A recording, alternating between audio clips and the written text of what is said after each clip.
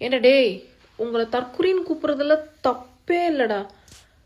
திமுக ஒரு தீய சக்தின்னு அரசியல்ல பேசிட்டு இப்ப திமுகவுக்கு வாக்களிச்சவங்களையே கூப்பிட்டுக்கிட்டு இருக்கீங்க அரசியல் அமைக்கிறதுக்கு, ஆட்சி அமைக்கிறதுக்கு. சரி, ஓகே, அதுதான் ஜனநாயகத்தை காப்பாற்றும், நாடு கவர்னர் ஆட்சிக்கு போயிடக்கூடாது அப்படிங்கிறதுக்காக உண்மையிலே உங்களுக்காக ஸ்டாலின் உட்பட எல்லா எதிர்கட்சிகளும் பேச்சுவார்த்தை நடத்துது, நீங்க எப்படியாவது ஆட்சி அமைக்கணும் அப்படின்னு சொல்லி.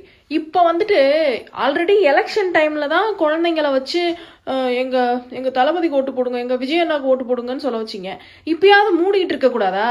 இப்பயும் சின்ன பிள்ளைங்க 2 வயசு 3 வயசு பிள்ளைங்களை வச்சு எங்க தளபதி ஏன் சிஎம் ஆக்காம இருக்கீங்க, ஏன் நீங்க எல்லாம் ஆதரவு கொடுக்கலன்னு அழுதுட்டு இருக்கீங்க. வெக்கமான சூசோ எதுவும் இல்லையாடா?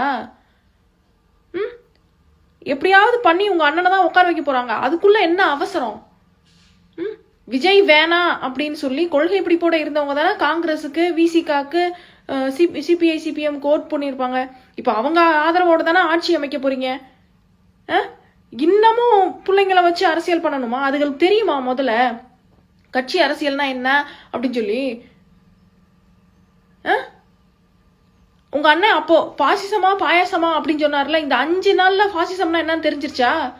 108 எம்எல்ஏ ஜெயிச்சவங்களையே ஆட்சி அமைக்காம வச்சு அரசியலமைப்புக்கு எதிராக நடக்கிறதா பாசிசம். மண்டல ஏறுதா கொஞ்சமாவது?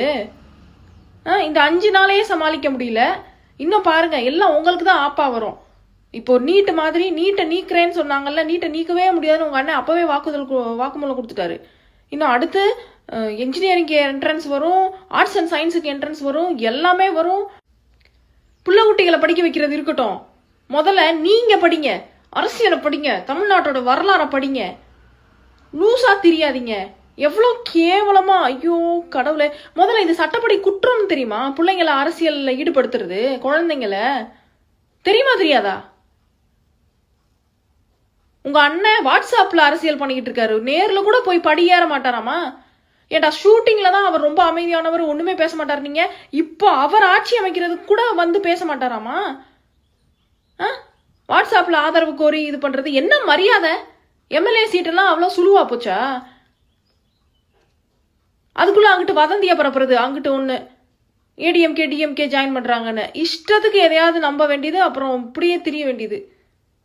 முதல்ல நீங்க படிங்க, நீங்க அறிவோட நடந்துக்கோங்க, இல்லைன்னா கடைசி வரைக்கும் உங்களுக்கு தற்குறி தான்.